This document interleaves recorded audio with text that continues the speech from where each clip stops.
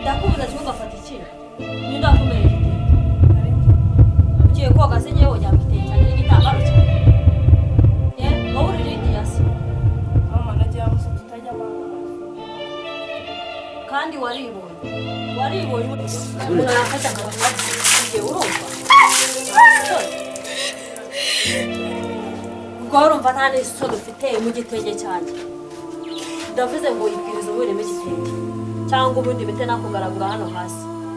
giye mu bintu kirisha ntukajya unyinisha nta n'isoni ufite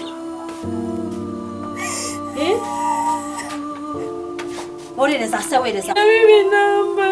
bitaba intambara z'ubu ugiye kojya mu gitenge cyanjye kubera iki rigeza nyiguhange yigeze ucitsa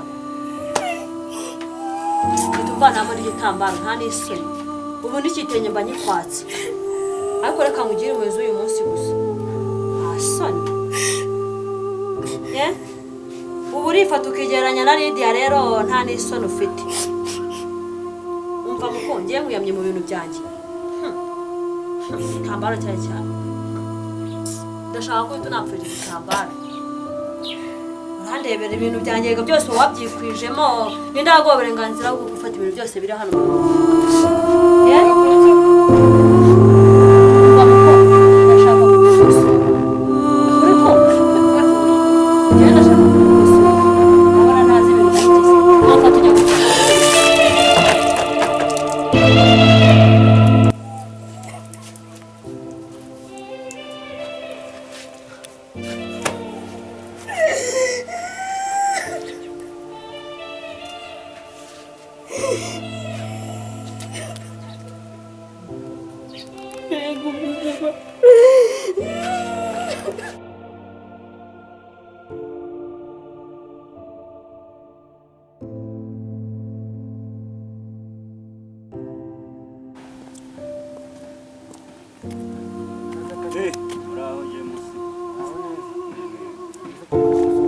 mbona ngusuhuje nk'umuntu wari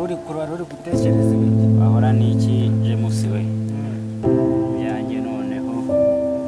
byanyobeye byagenze bite navuze ngo naguhamagara hari nsa nk'uwibagirwa dore ko yashize n'iminsi myinshi